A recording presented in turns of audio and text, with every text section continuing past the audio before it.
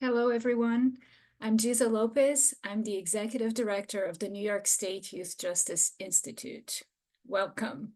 I want to start by giving thanks. As we enter this season of Thanksgiving next week, I want to start by grounding all of us in gratitude.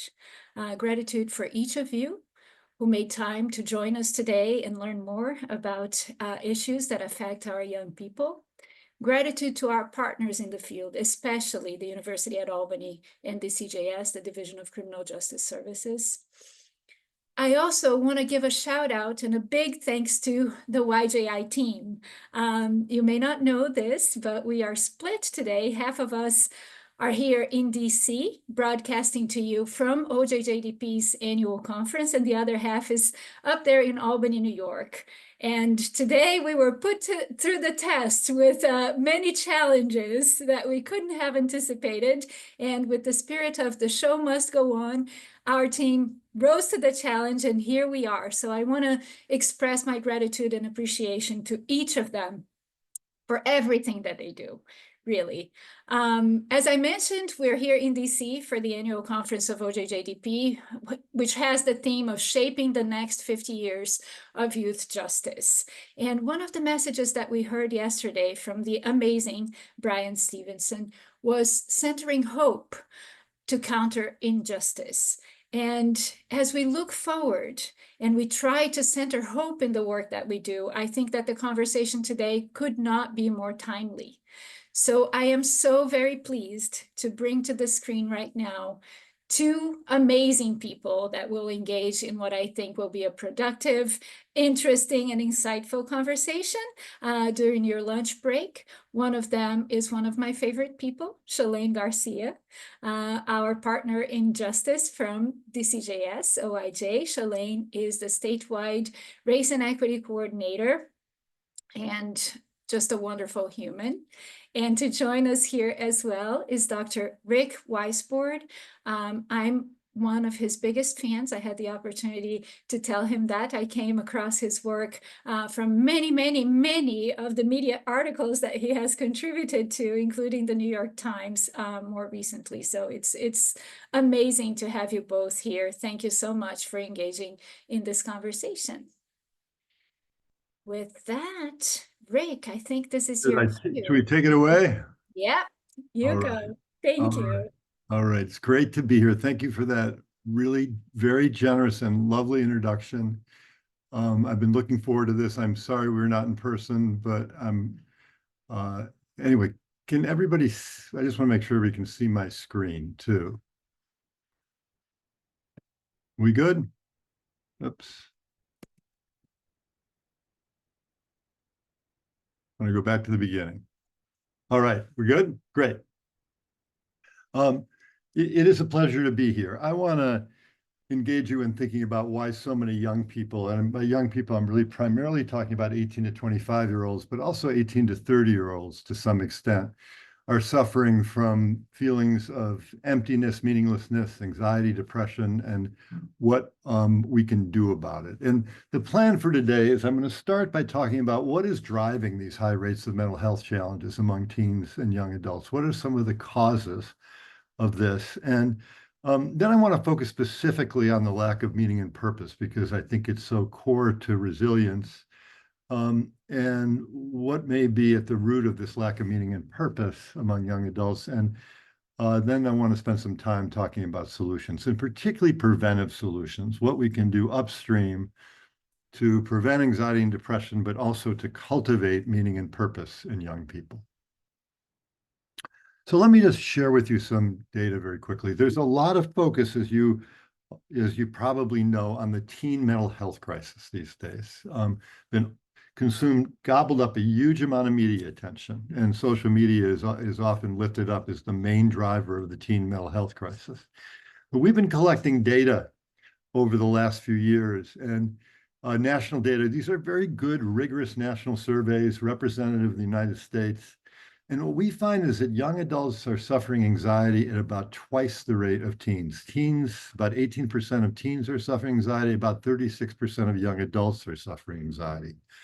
Similarly, young adults are experiencing depression at about twice the rate of teens. 15% of teens are suffering depression compared to about 29% of young adults. And I don't say this to minimize in any way the challenges that teens are facing, because I think the real and serious and self-harm among teens is especially high. But I am saying it because I feel like we have not paid enough attention to young adults and what's going on with young adults and how we can support young adults through this passage to adulthood that seems to be increasingly perilous, increasingly treacherous. There are big race class culture differences in what I'm describing. Among teens, you'll see that Asian teens are suffering high rates of anxiety and depression. Black teens are suffering relatively low rates of anxiety and depression. White teens, relatively low rates. Hispanic teens are suffering somewhat higher rates. Girls are suffering higher rates than boys. LGBTQI teens are suffering markedly higher rates than other folks.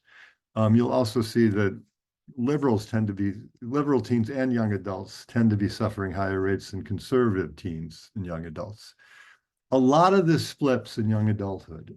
Asian teens are suffering lower rates in young adulthood than they did when they were teenagers. Black teenagers are suffering much higher rates than they did when they were teenagers as young adults. You can see similarly with Hispanic, white. Women continue to suffer higher rates than men. LGBTQI rates continue to be high, but a little less high. And again, you see the same difference between liberal and conservative young adults. So this is what sort of shook me or alarmed me, is that we asked young people to what extent you have meaning and purpose in your life. And 56% reported having little or no meaning or purpose in their life. And there are not big variations across race, class, culture, gender in this. 44% reported not mattering to other people, about a third reporting being lonely, buried. This probably won't surprise you. Very high rates of lacking trust, 69 to 71%, lacking hope about work, high among young adults, higher than among teens, about half lack hope also about finding, the way we worded the question, finding a gratifying, enduring romantic relationship. Again, I know you just heard about hope. Only about half of young adults, half of teens expect that they will be in a gratifying, enduring romantic relationship, and similarly will be in a gratifying, enduring job.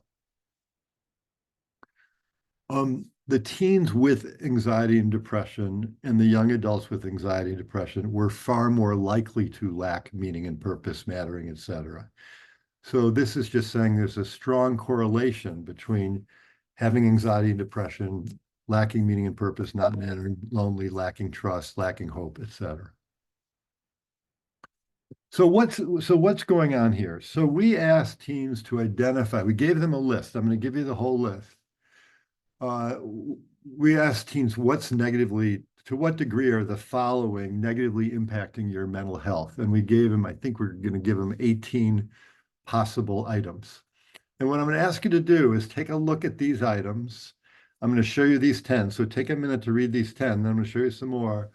And I'm going to ask you to guess, what are the one or two top things that teens named as stressors in their lives?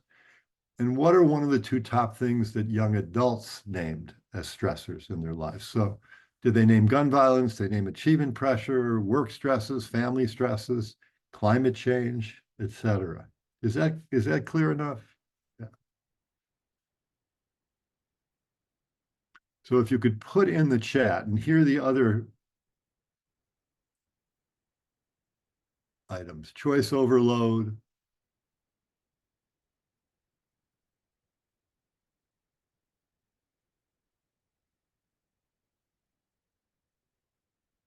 high crime rates. All right, I'm going to go back to the first list again so you can take a look at it.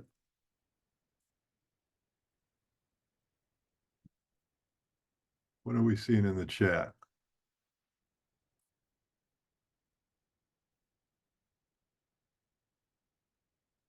Achievement pressure, stress of social life. 6 and 10, stresses related, family stresses, not knowing what to do in life. This is great. 6.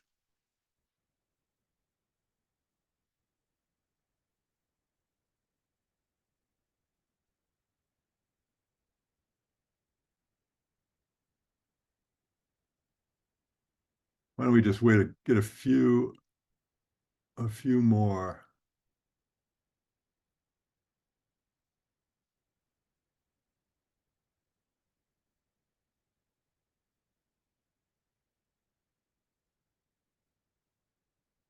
A lot of 6, 3, 7, 9, and 10 work stressors, family stressors.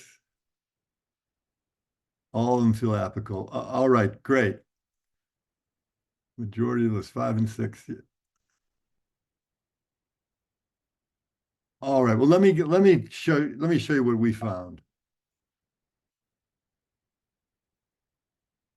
So for teens, achievement pressure was the highest, and it was the highest across the demographic groups. And I think people mean very different things by achievement pressure, as you know, across demographic groups. For some folks, this is about getting into selective colleges, but for most folks, it's about being able to support, achieving enough to be able to get a good job and support their family or contribute to their community in some way. Achievement pressure is really high. A general sense that things are falling apart was number 2. Lacking skills was number 3. Having too many choices was 4. These are all pretty high. Family stresses, school gun violence, a quarter of teens. Work stress is 20%. So a number of things are high here. Incivility in our public life is high. Climate change was not ranked high, and romantic stressors were not ranked high for teens. Bullying, discrimination is ranked pretty high, et cetera. For young adults, financial worries, a few of you said this in the chat, financial worries were number 1. Lacking direction, lacking meaning and purpose was number 2, not knowing what to do with my life. Achievement pressure, again, is high, a general sense things were falling apart, et cetera. Work stressors and family stressors are high. Romantic stressors are also significantly higher for young adults. That's not shocking. And climate change is significantly higher for young adults than it is for teens. Other possible causes. I just want to underscore that I think the causes can vary a lot by race and economic class and region of the country. That, achievement pressure in affluent communities is highly correlated with depression, anxiety, substance abuse, a number of problems. So when I think about affluent communities, middle and upper class communities, I think about things like love being conditioned on achievement in ways that are very troubling and harmful to kids. When I think about low-income communities, I certainly think about poverty and the loud and the quiet problems that can come with poverty, including untreated health problems, hunger, difficulties with sleep due to overcrowding. I mean, a number of things that can cause anxiety and depression that are poverty related. Lack of sleep, though, is something across the board a lot of teens are suffering from, and is correlated with anxiety and depression. A sharp reduction in in-person activities. There's some data to support that it's not just about social media subbing for in-person activities, that may be a factor. And an array of parenting factors that I think are important, including that many parents are suffering depression and anxiety. And teens with a depressed parent are about 5 times more likely to suffer depression themselves. So teen depression and parent depression are very interrelated and dynamically related, I think. When you're a depressed parent and your teen is irritable with you or withdrawn, it can increase your depression, which can make you more irritable or withdrawn, which can increase your teen's irritability and depression.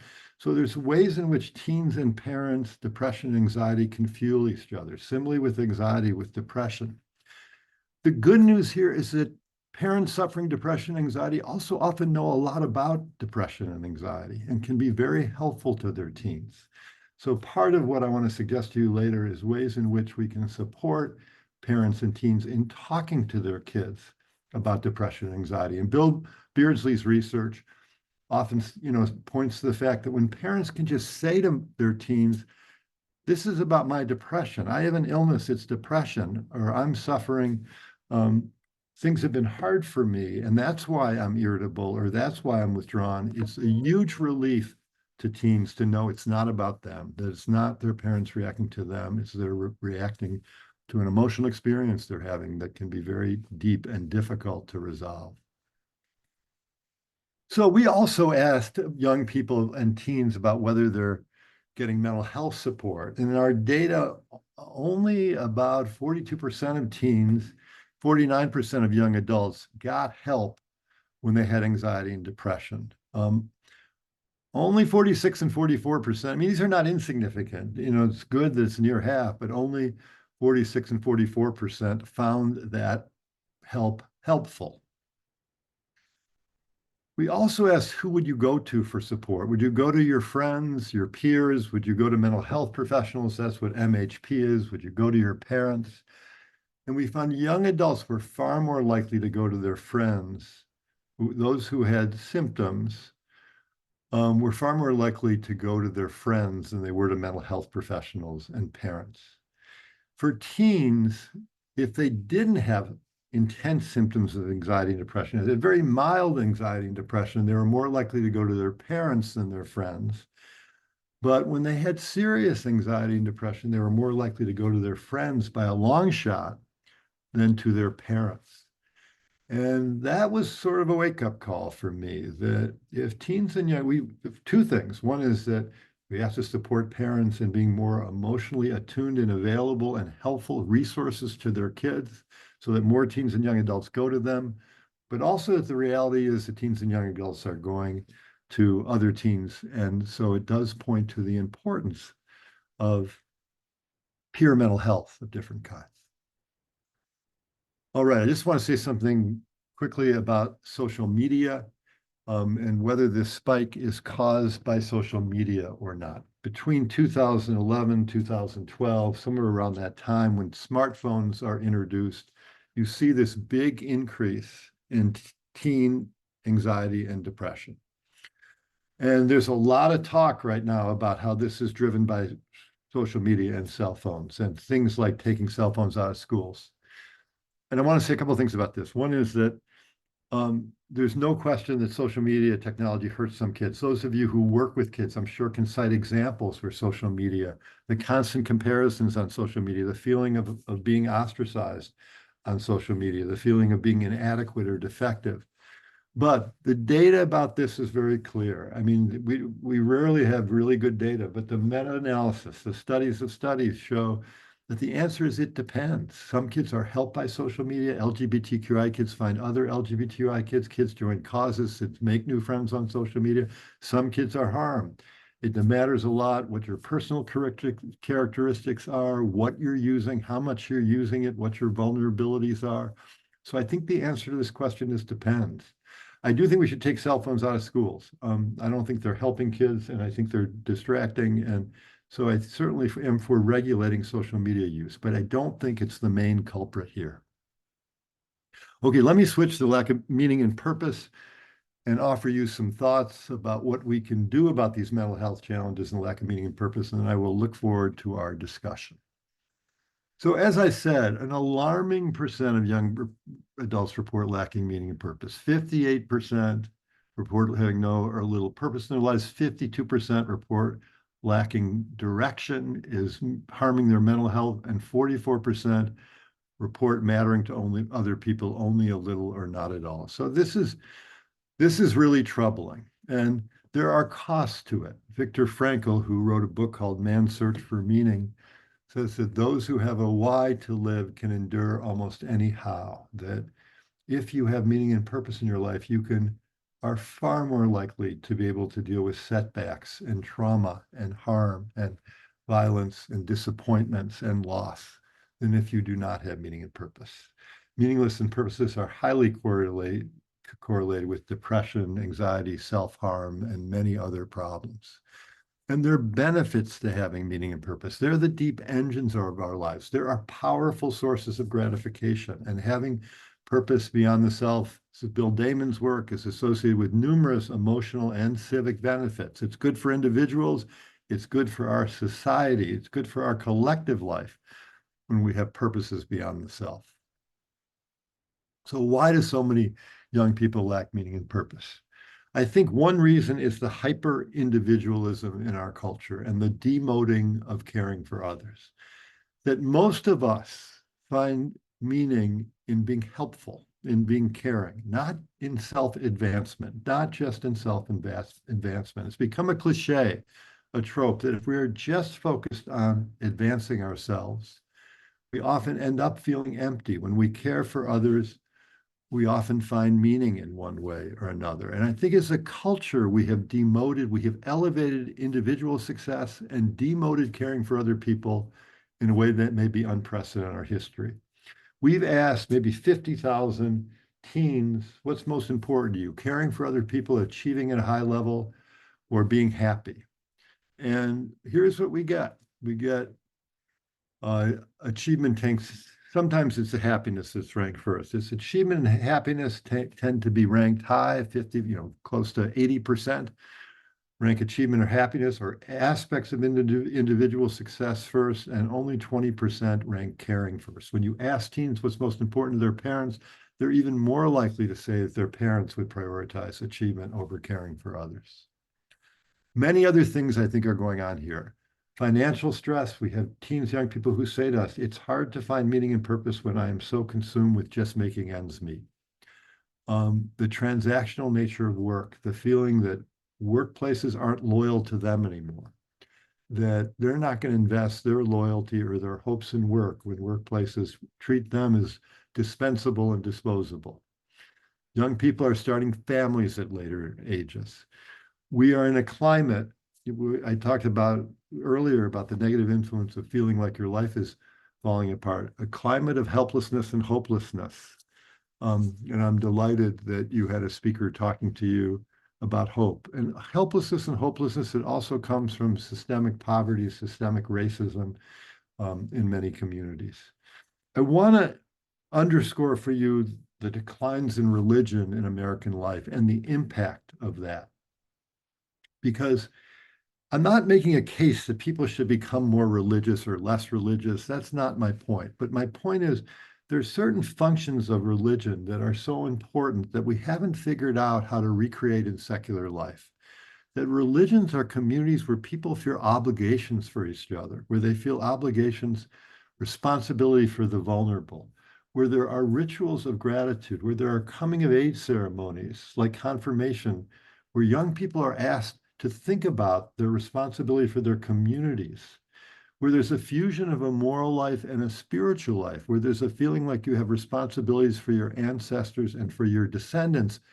And these things are powerful sources of meaning and purpose, where there's a commitment to service, which is a powerful source of meaning and service, where there is an effort to find meaning in trauma and grief and loss, and a community, a structure for finding meaning in grief and trauma and loss. So again, my point is not that we should become more religious. My point is that we should think about how to reproduce these aspects of religion in our communities, in our day-to-day life, in our secular life. And I'm going to return to this. Loneliness, I think, continues to be, when you ask people where they find meaning, almost in our data, about 80% primarily say in their relationships. So loneliness is a big source of the loss of meaning and purpose. I worry about the self-help movement, the therapy movement. It's been helpful to an enormous number of people. I'm a therapist. I'm sure there are a lot of therapists here, and I believe in therapy and how helpful it is. But I also worry, particularly the self-help movement has turned people to look inward to find meaning rather than into their communities and into caring to others to find meaning. And as Martin Seligman says, the self is a poor site for meaning. Two other things that I want to mention. In a way, this may be a good sign that young people have higher expectations of meaning and purpose in their life. So one of the things that they're reporting to us is that they're lacking meaning and purpose because they want more from their lives, and that may be a good thing. And let me just say, and this is one of the big takeaways I hope to leave you with, is that I don't feel like as a culture we talk to young people enough. We sort of have left them on their own to find out what's meaningful rather than telling them that there are certain things that are meaningful. If you're able to provide for your family, that is very meaningful. If you learn how to love someone else, that's very meaningful. If you are a loyal friend, that is very meaningful. If you care for the vulnerable, that is meaningful. And I'm suggesting we have to elevate these things for young people, that meaning isn't just or primarily about self-advancement. It is about learning how to love. It is about learning how to care. It is about learning how to be a loyal and helpful friend. And let me just say, when I talk about meaning and purpose here, I'm not talking about a single purpose. That I think we have this misleading idea that you can sort of burrow into yourself and find your calling or your mission. And that's true for some people, and that's a wonderful thing. But this is Bill Damon's research again. Only about 15% of young people report having a single organizing purpose or calling. And I'm not built that way. Mike, I've zigzagged all over the place in my career. And I think that a lot of people are zigzagging in their careers, and they're finding out what they want to do and what's going to give them meaning. And the point is not to expect them to find a calling. The point is to unearth for them, guide them, talk to them, brainstorm with them about what they care about, what provides meaning for that, and how that aligns with their relationships and how that aligns with their career possibilities. It's not about finding a single purpose. It's about finding what one cares about at a point in time. Okay, I want to talk for about 4 or 5 minutes about prevention, and then I'm going to wind this up as I really want to get to our discussion. I think that in terms of prevention, there are two things that are really key. One is sturdy, caring, meaningful relationships. And the art here, I think all of us know this. The art here is that how do we become more intentional and systematic about building those caring, trusting relationships? And I think the second thing that's at the core of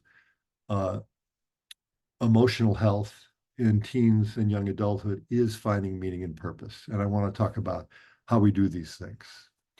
So in terms of mental health, I just want to say that caring for the caregivers, I think, is extraordinarily important. That given how the degree to which depression and anxiety are transmitted in families and the degree to which parents and caregivers are suffering themselves, and that suffering impairs their ability to parent in the ways that they want to parent, we've really got to be thinking about family support programs, not just for parents with young kids, but for parents with teens, who can help them talk about their parenting challenges, provide support, provide guidance, online resources for parents that help them in understanding their teens' mental health challenges, in-person resources when we can, and two-generational programs. There are successful two-generational programs out there that are working with parents and teens.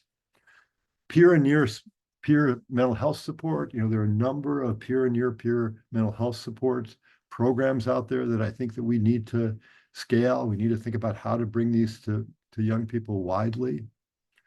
Finding ways to challenge injustice. I think passivity is emotionally devastating to a lot of us. And that when we are facing injustice, systemic injustice in our communities, injustice in the world, that key to our mental health and key to the betterment of the world is finding ways and guiding young people in challenging that injustice. That could be working for a political candidate. It could be doing advocacy in your community. It could be looking at historical injustices and sharing ideas about how to challenge its historical justice. This could take many different forms. A culture of caring and service. In terms of young people, I'm a huge believer in national service. Young people should be working in diverse groups on common problems. We should have national service for young people. I don't know that we're ever going to get to national service, but in Maryland, there's wonderful state service programs, and we can also think about local service in our 4-H programs, our YMCA, YWCA programs, in our colleges, in our workplaces, in our school to career programs, creating this culture where we are expecting young people to be helpful to other people. And I say that because it's important for the world, but I also say it because it's an important source of meaning and purpose, I think, for young people, including young people who are struggling, that they're not as identified as the problem, they are identified as part of the solution because they are caring for other people. Cultivating pragmatic, tough-minded hope. And Jeffrey and Duncan Andrade writes about hope. I really recommend Jeffrey Duncan Andrade's work on hope. not hokey hope, not mythic hope, hope that is grounded in realities. And being mindful of the ecology of hope, our teens and young people around people that are hopeful and who have pragmatic, tough-minded hope, who are facing hard realities with hope. And how do we support parents? How do we support teachers? How in our own work with teens can we bring this kind of tough-minded hope? Hope that recognizes realities, but also provides resistance, ways to fight those unjust realities or other realities that are oppressive. Talking to teens and young people about what a meaningful life is. And again, I think we have to have this conversation where we say that there are lots of ways of finding meaning in life that are within your control, that learning how to love is within your control. Being a good friend is within your control. Finding a job and providing for others is within your control. Recreating key aspects of religion and secular life. I just want to encourage you to think about, like, what if we had coming of age ceremonies in our high schools where young people were asked to think about their responsibilities for their communities, how to honor their ancestors, how to honor their descendants. What if we began to create in our communities communities of responsibility, where people really felt responsible for each other? What if we worked more in our public libraries and in our religious institutions that are now often underutilized? What if we worked more to connect young people to a sense of their ancestors and their descendants, to help them feel that they are part of a larger human project across generations? This is the fusion of a moral life and a spiritual life. And I think it's a powerful source of meaning for young people to be anchored to their ancestors and to have a sense of responsibility for their descendants. And let me just say, I think in terms of loneliness, but meaning and purpose too, we need to think about building a social infrastructure in our communities. And that means thinking about transportation and housing policies that connect people. It means thinking about public spaces and whether those public spaces are helping to divide people or to connect people. It means reimagining our libraries so that there are places where teens and young people can gather, can do art together, can get engaged in civic projects together, can learn about the history of their communities. Public libraries could be magnetic and exciting if we are creative enough. And as I've said, there are lots of underused facilities, religious facilities that could also be converted. San Francisco is a city that is converting a few religious institutions into really vibrant community centers where people are coming to get support and to get some of the things that religions used to provide. All right, let me just finish with a few key takeaways. One case I'm making to you is that we shouldn't stop attending to teens, certainly, but we really need to attend to young adults, that they are suffering anxiety and depression at much higher rates than teens, and that generally adults are doing worse than teens. And that we got to be thinking about adults simultaneously as we were thinking about teens. And we need to be finding new and creative ways of cultivating connections and community for young adults, and that we need to be mentors to young people and resources for young people in helping them find out what they care about and how to pursue what they care about in their relationships and in their work life, in their careers. Thank you very much.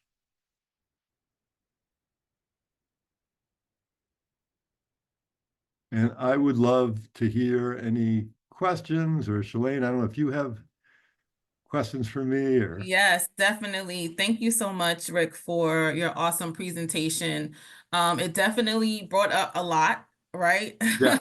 And, Yeah. I think for me, it draws a lot of parallels to the work being done in healing-centered engagement that focuses on elevating culture, understanding the importance of transformative relationships, and ensuring that we create agency for young people as they move about, young adulthood and into their own adulthood. Quite a few questions came in as we expected. So I'm going to start with this one. So there's an African proverb that says that the child that's not embraced by the village will burn it down to feel its warmth. warmth, excuse me. And oftentimes we only pay attention to issues that our young people may be facing once that proverbial village is set ablaze. So how can we make our young people feel that they matter on an individual, family, community, and societal level? And are there strategies or best practices that you can point us to in those specific dimensions?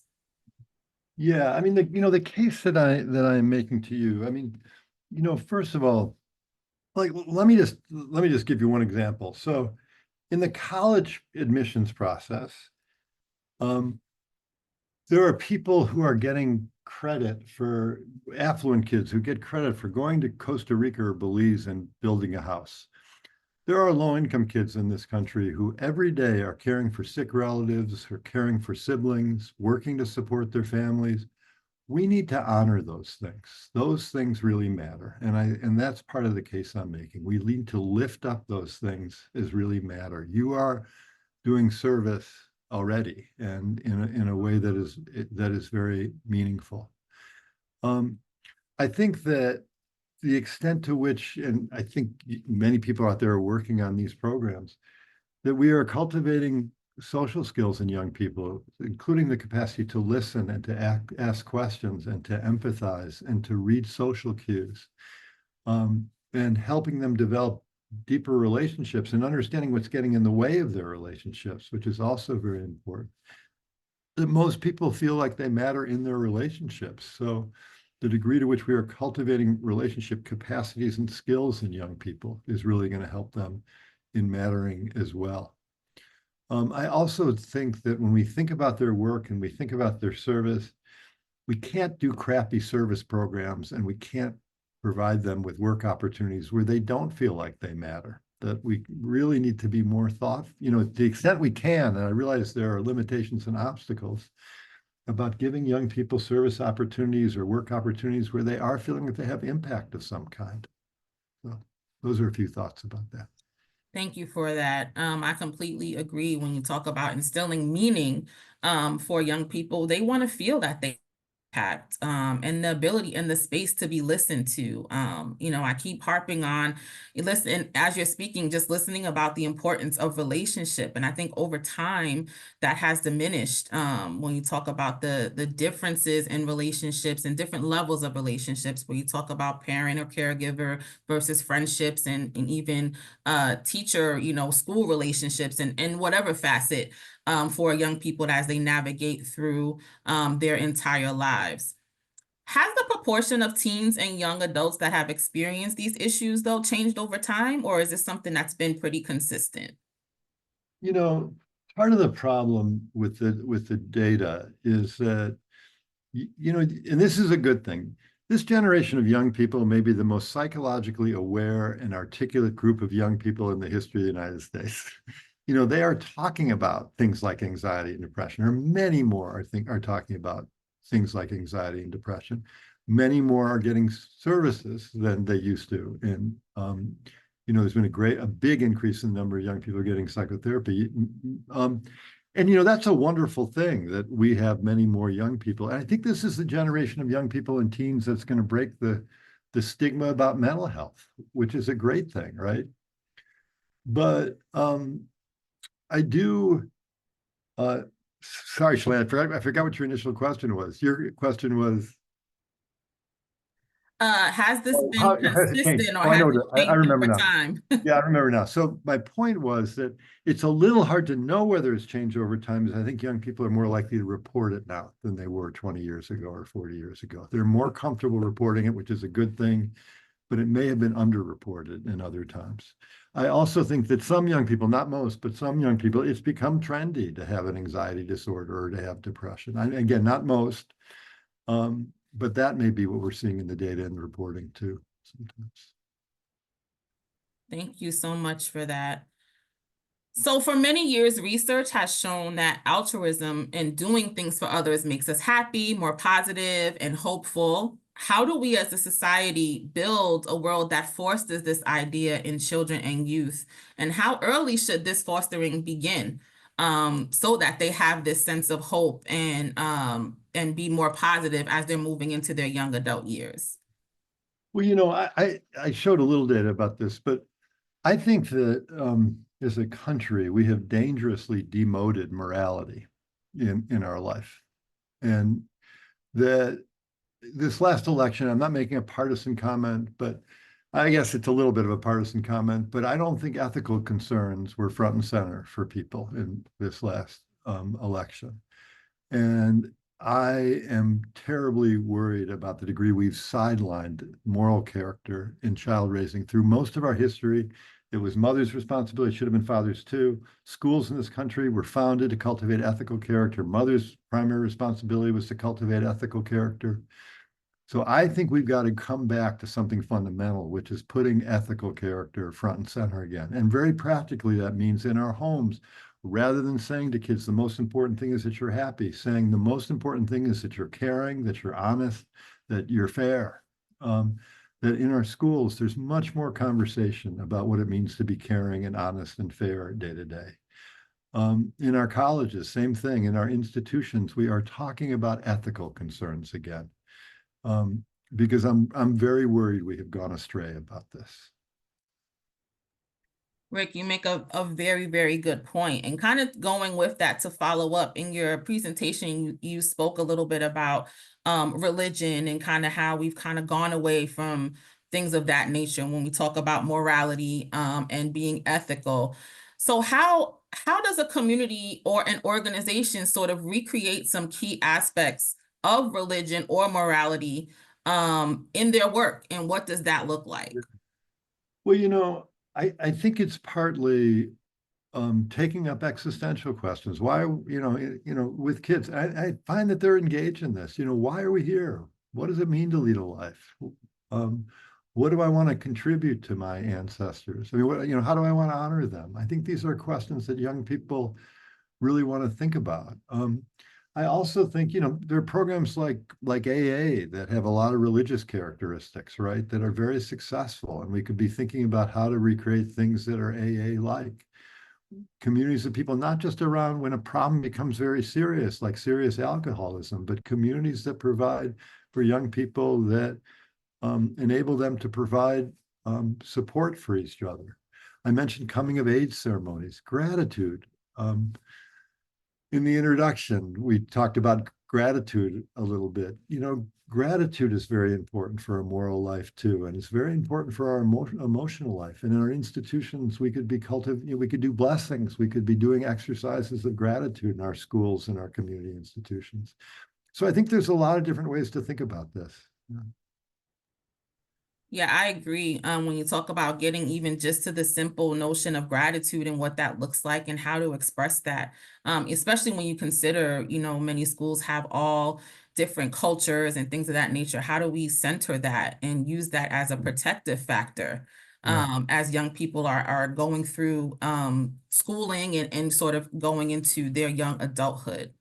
I want to go back just for a second. You talked a lot about anxiety and depression, and oftentimes we consider loneliness like a symptom of that. But in what ways can you distinguish loneliness from anxiety, depression, and normlessness, or any other feelings or conditions?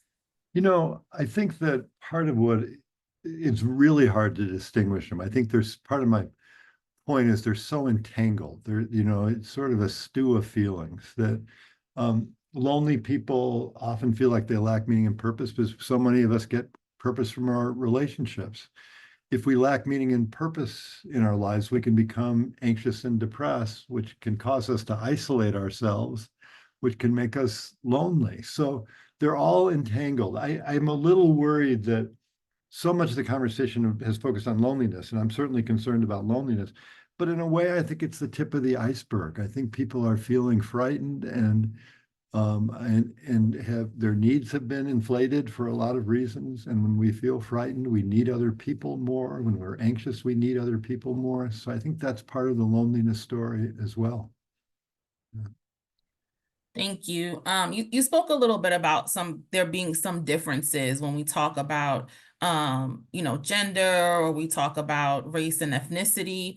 But an interesting question came in from the chat. How do you promote social interactions or move away from sort of loneliness when you consider rural communities?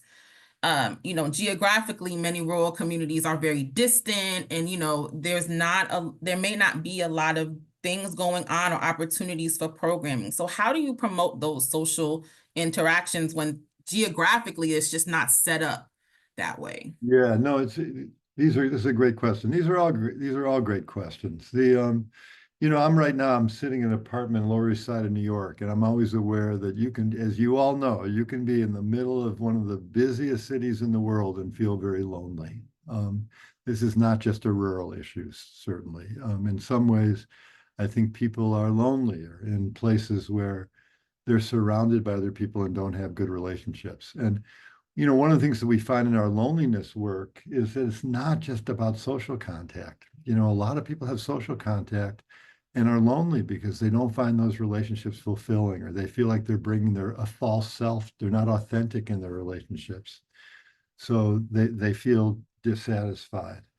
You can be lonely in a crowd. There's a book, called The Lonely Crowd, which is about being lonely in a crowd. I don't know, I have not lived for an extended period of time in rural areas, and I think there are challenges in rural areas. I often find that there are also stronger communities in rural areas than there are in urban areas. So I get the distance challenge. That is certainly a big challenge. I think, again, we have to be more intentional about creating relationships. Sometimes that means traversing distances. I think online relationships are not a substitute for in-person relationships, but they're better than nothing for a lot of people, and can be very important for some people to have online relationships. So I think that's part of the solution in rural areas. And again, I can't emphasize enough, it's not just about quantity, it's very much about quality as well. So it's about wherever young people are, helping them have meaningful relationships. One of the phenomena in social media too is I think it becomes a numbers game, that you feel like, people count friends, like, do they have as many friends? And one of the things that I just feel like we just have to keep pushing teens and young people about, or just elevating for them. It's really not about quantity. It's, primarily about, if you have a couple close friends, that's wonderful. And that's should be enough. Thank you. You opened that wonderful door to social media for a second in your response. So with children being exposed to all aspects of the world from such a young age nowadays due to social media consumption, whether it's firsthand or through a friend or through school, they're aging at such a rapid rate without proper brain development to process them, leaving them vulnerable to take on adult stressors while lacking the maturity to actually take those adult things on. How do we prevent this? Or can we prevent this? So, again, well, I'll say a couple things about this. In our data, when we asked about the harms of social media, we asked about both the harms and the benefits of social media. Teens were more likely to cite benefits than harms, so were young adults. But in terms of the harms, the one you just mentioned was the most frequently cited. It wasn't comparisons with other people. It wasn't false self. It was the amount of scary, frightening, sometimes predatory behavior they were seeing online. So I think whoever asked this question is raising a really important and big issue. So I think that's right. I don't think it's just social media, though. I think it's our media ecosystem, that we are bombarded, whether we're on social media or whether we're watching TV, we are bombarded with bad news. I mean, it drives me crazy when I watch TV. I know most teens and young people are not getting their news from TV, but there's always breaking news, and it's almost always bad. And so I think part of this is that, and why it differs from earlier times, is the saturation of bad news and the lack of relief from bad news, that you're bombarded all the time. You don't have enough time to restore. So I think this is a big issue. And as I said, I do think we have to limit social media use. And this is one of the reasons we have to limit it. And we also have to become more literate about it as adults. We have to understand better what our teens are reading, what they're listening to, engage them in conversations about those things non-judgmentally, understand how they're processing that information, Shalain, you mentioned something earlier, which I just think is so key, which is, and it sounds obvious, but particularly when we're anxious, we want to fix things with teens and young adults. And often we just have to listen, we just have to be able to listen to them and help them navigate the world they're in. And hold ethical values and guide them when they need clear guidance, but start with listening. I think that's so key when we talk about what's happening across our systems. And now when we talk about youth serving systems, I don't want to call it a movement because it should have been something from beginning, but this sort of centering on youth voice and elevating what they have to say and what's going on with them and hearing directly from them. So moving into systems, to what degree? Shalain, can Yeah. I just say one thing about what you just said? Because Yeah. I think I really just want to amplify it because I think it's really important. Unlike other times in our history, I mean, to some extent, teens have always lived in worlds that were separate from adults, but they're really separate now. They're in a social media environment, a technology environment that most of us as older adults don't really, or many of us, certainly people my age, really do not understand. And that's different than other generations in our history. We're migrants to this world of social media, and we have to, as adults, listen to them partly because we don't understand that world well enough to help them navigate. Sorry, go ahead. No, you are fine. To what degree do you think about all the interconnected systems that impact young people when we think about this? And how do we go about interacting with these systems to begin to instill hope and create meaning for young people? Well, so this is another great question. I feel like often young people are involved with numerous systems that are not well coordinated, that aren't really talking to each other, that are each sort of dealing with a piece of the problem. And there are real problems with that way of working with young people, that somebody needs to hold the whole story. And too often, there is not a person in a young person's life who holds the whole story, who's able to think about, and good case managers do this, right? They're able to hold the whole story. They're not just leaping from symptom to symptom. They're able to say, what are the core issues in this young person's life? And how do I help with those core issues? Because if I don't, all kinds of symptoms are going to crop up. And in families, all kinds of problems are going to crop up. And I'm just going to be ricocheting between one problem or one symptom or another. But if I can think about what the core issue is, maybe a lot of those problems will disappear. When I was a therapist working in community mental health centers, I had a young man who was, bouncing around from system to system. And it just became clear to me that what I needed to do was to help him find a job that was going to be meaningful to him. And once he got the job, a lot of the symptoms disappeared. I don't mean to make it sound like all these cases are that simple, but I do think if somebody can hold the whole story and think about what are the leverage points with this person? What are the core issues that I might be helpful with? That can help at least alleviate some of the problems with being entangled in too many systems. Yeah. I think that's so powerful, the notion of holding the whole story, because it's not going to say it's rare that systems don't speak to each other. It's often rare that they speak to each other efficiently and in a collaborative nature in order to try to get to the good for the young person that they are dealing with. So thank you so much, Rick. We could probably sit here and talk for hours and hours and hours. You're fascinating. And I think for me, as we're winding down our time, for you, 30 seconds, what's the biggest takeaway? What should we leave here with and thinking about as we move forward for you? Well, thank you for asking. I do think there are big race class culture differences in a lot of things that we're talking about here.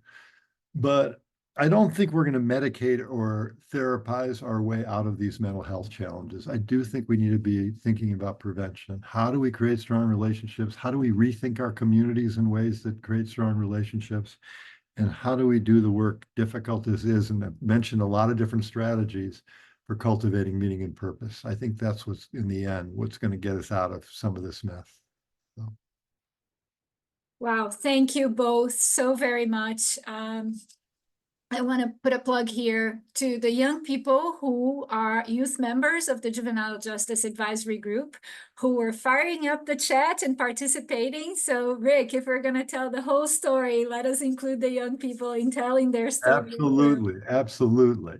Fantastic. Well, thank you both, Shalain and Rick, and thank you to the audience. I have a couple of jobs here to close us out. One is to ask you not to go to the next meeting just yet and answer a little prompt that we'll have on the screen that will help us understand how you received this Lunch and Learn today so that we can pass it on to our funders. So it's one very quick survey on the screen. We appreciate you. Thank you.